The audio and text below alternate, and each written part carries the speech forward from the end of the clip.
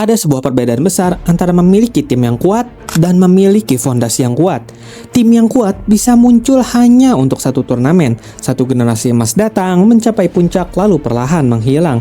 Tetapi fondasi yang kuat itu berbeda. Ia membuat sebuah negara memiliki sesuatu yang bisa diwariskan. Pemain muda, regenerasi, hingga mentalitas pengalaman internasional. Dan sebuah keyakinan bahwa ketika satu pemain pergi, akan muncul pemain lain yang siap menggantikannya. Dan mungkin untuk pertama kalinya dalam sejarah modern sepak bola Indonesia, semua elemen itu hadir dalam waktu yang hampir bersamaan. Itulah yang terjadi pada era Sintayong. Ia memang tidak memberikan trofi kepada timnas Indonesia senior. Ia juga tidak membawa Indonesia menjadi juara Asia. Namun, jika melihat apa yang dibangun sejak kedatangannya pada akhir 2019, mungkin warisan terbesar dari Coach Sin bukanlah sebuah piala, melainkan sebuah generasi. Sebuah generasi yang membuat Indonesia berhenti hanya bermimpi menjadi Raja Asia Tenggara dan mulai percaya bahwa Garuda bisa berdiri sejajar dengan negara terbaik di Asia. Inilah alasan mengapa fondasi Timnas Indonesia era Sintayong mungkin menjadi salah satu yang terkuat dalam sejarah sepak bola Indonesia. Untuk memahami perubahan itu, kita harus kembali ke titik awal. Desember 2019, Sintayong datang ke Indonesia membawa reputasi besar. Ia adalah pelatih Korea Selatan di Piala Dunia 2018. Pelatih yang berada di pinggir lapangan ketika Korea Selatan secara mengejutkan mengalahkan juara dunia bertahan Jerman 2-0. Namun, Indonesia yang ia tangani memiliki masalah yang jauh berbeda. Ini bukan tentang bagaimana mengalahkan Jerman, ini tentang bagaimana membangun kembali tim nasional yang kehilangan arah. Ketika Sin mulai membangun Indonesia, posisi Garuda di peringkat FIFA berada jauh dari negara-negara elit Asia. FIFA bahkan mencatat bahwa Indonesia berada di posisi 175 dunia pada September 2021. 3 tahun kemudian, pada Juli 2024, Indonesia sudah berada di posisi 133, naik lebih dari 40 peringkat. Tetapi persoalan Indonesia saat itu sebenarnya jauh lebih besar daripada sekadar ranking. Ada persoalan kebugaran, disiplin, kecepatan bermain, regenerasi, dan mungkin yang paling penting, mentalitas. Selama bertahun-tahun, ukuran keberhasilan sepak bola Indonesia sangat sering berputar di kawasan Asia Tenggara. Malaysia, Thailand, Vietnam, Singapura. AFF menjadi turnamen yang sangat besar bagi publik Indonesia. Tetapi Sintayong perlahan mencoba mengubah ukuran keberhasilan itu. Targetnya bukan sekadar ASEAN, targetnya adalah Asia.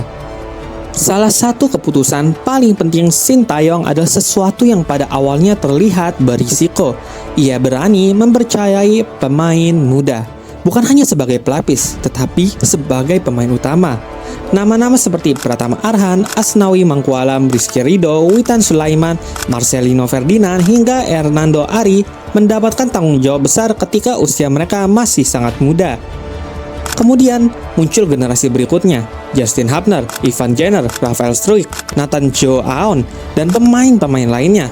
Akibatnya, ketika Indonesia tampil di Piala Asia 2023 yang berlangsung pada awal 2024, Garuda datang membawa salah satu skuad termuda di turnamen.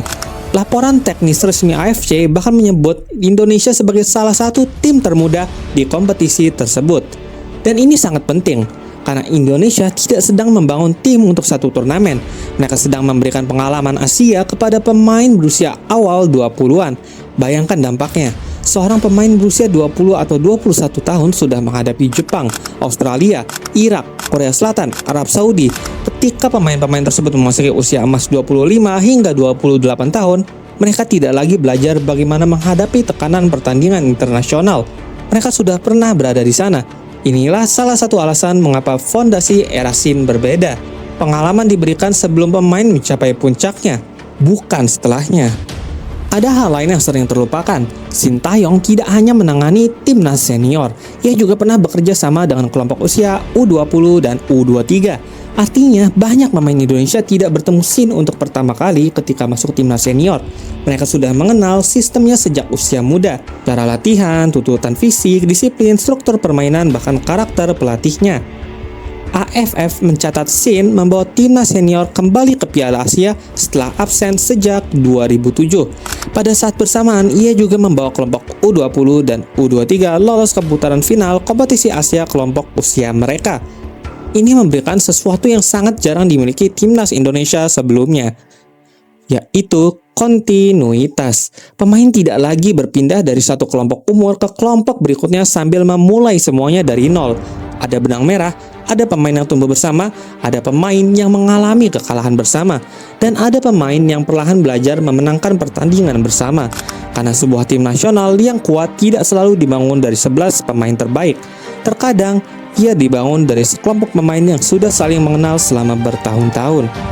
Kemudian datang salah satu perubahan terbesar dalam sejarah modern timnas Indonesia, program naturalisasi dan pemanfaatan pemain diaspora.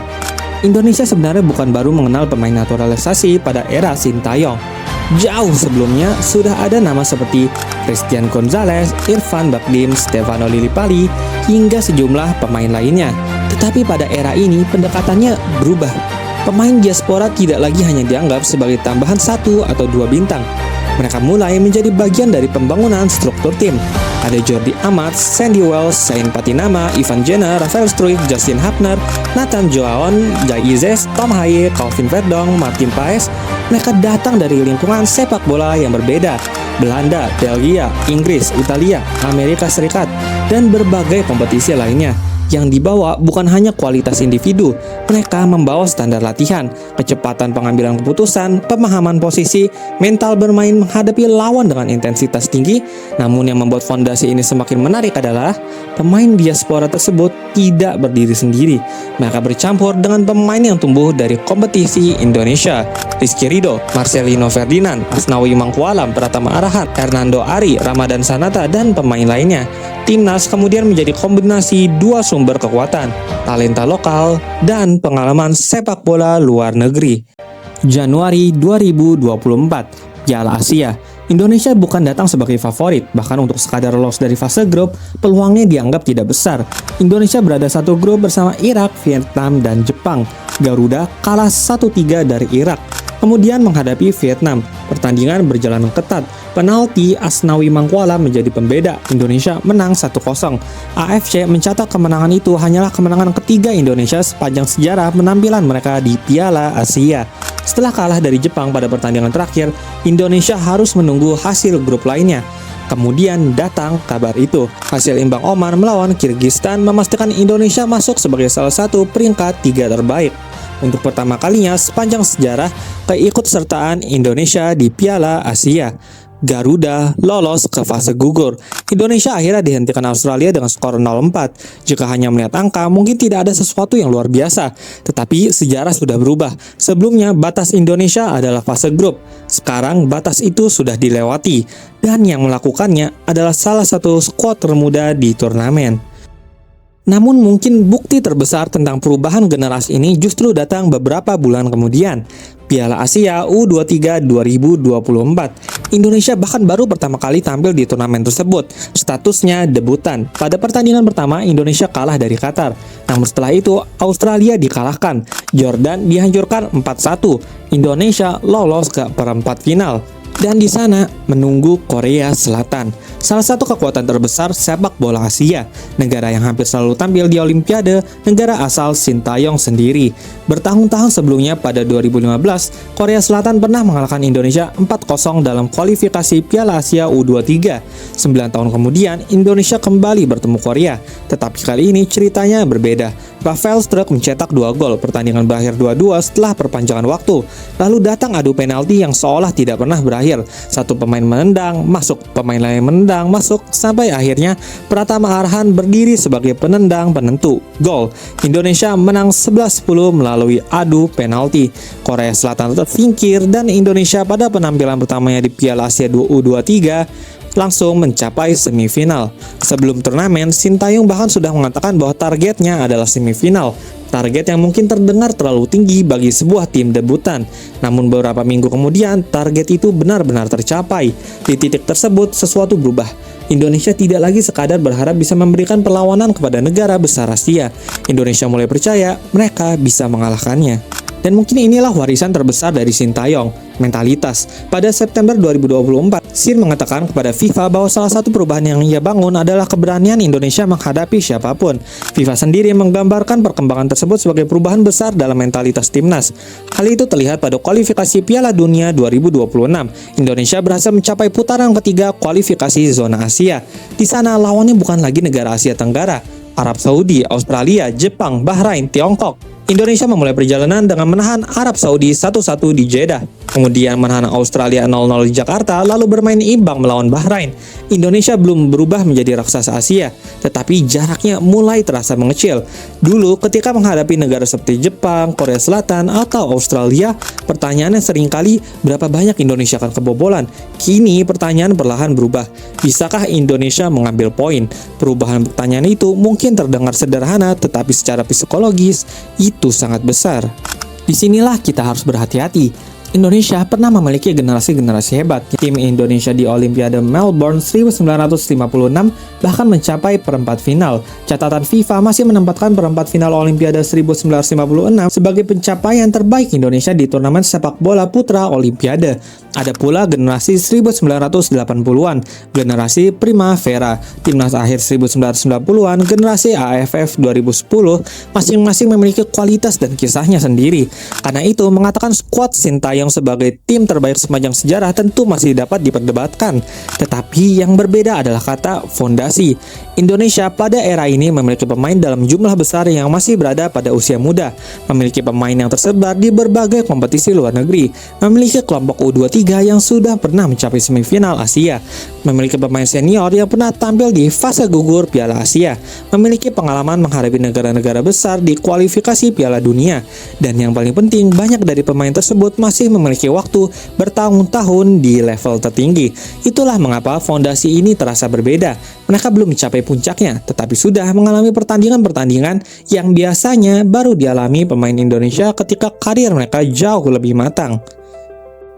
Pada akhirnya, perjalanan Sintayong bersama Indonesia berhenti pada Januari 2025. Ia pergi tanpa membawa trofi untuk timnas senior. Dan tentu saja, era Sin tidak sempurna. Ada kekalahan, ada keputusan taktik yang diperdebatkan, ada pertandingan yang seharusnya bisa dimenangkan, ada final AFF yang gagal, ada pula mimpi Olimpiade yang berakhir satu langkah sebelum Paris. Tetapi, mungkin kita baru akan benar-benar memahami nilai era tersebut beberapa tahun setelah Sin pergi. Karena seorang pelatih tidak selalu dinilai hanya dari apa yang ia menangkan. Kadang-kadang seorang pelatih dinilai dari apa yang masih tersisa setelah dirinya tidak lagi berada di sana. Dan Sin meninggalkan sesuatu yang sangat berharga. Pemain, pengalaman, standar, kepercayaan diri, dan ekspektasi baru. Sebelum era Sintayong, Indonesia bermimpi menjadi yang terbaik di Asia Tenggara. Pada akhir eranya, mimpi itu sudah berubah. Pendukung Indonesia mulai membicarakan Piala Asia, Olimpiade, putaran ketiga kualifikasi Piala Dunia, bahkan suatu hari Piala Dunia. Bukan karena Indonesia tiba-tiba menjadi terkuat di Asia, belum. Jepang masih berada jauh di depan, Korea Selatan masih lebih mapan, Australia masih lebih berpengalaman. Tetapi untuk pertama kalinya dalam waktu yang sangat lama, Indonesia memiliki sesuatu yang membuat mimpi tersebut terasa tidak sepenuhnya mustahil. Sebuah generasi muda, pemain-pemain yang tumbuh bersama, pemain keturunan yang bermain di level tinggi, pemain lokal yang mulai berani merantau, pengalaman menghadapi raksasa Asia, dan mentalitas bahwa lambang Garuda di dada tidak seharusnya merasa inferior kepada siapapun. Mungkin Sintayong tidak membangun gedung sampai selesai. Mungkin dia hanya membangun fondasinya, tetapi dalam sepak bola, terkadang fondasi jauh lebih penting daripada siapa yang akhirnya memasang atap. Karena pelatih bisa datang dan pergi, formasi bisa berubah, nama di pinggir lapangan bisa berganti, tetapi sebuah generasi bisa hidup jauh lebih lama. Dan jika suatu hari Indonesia benar-benar berhasil berdiri di panggung terbesar sepak bola dunia, mungkin ketika kita melihat kembali perjalanan itu, kita akan menyadari bahwa salah satu batu pertama dari perjalanan tersebut diletakkan pada era Sintayong. Ia mungkin tidak meninggalkan trofi, tetapi ia meninggalkan sesuatu yang memungkinkan Indonesia bermimpi lebih besar dari sebelumnya. Dan mungkin itulah warisan terbesarnya.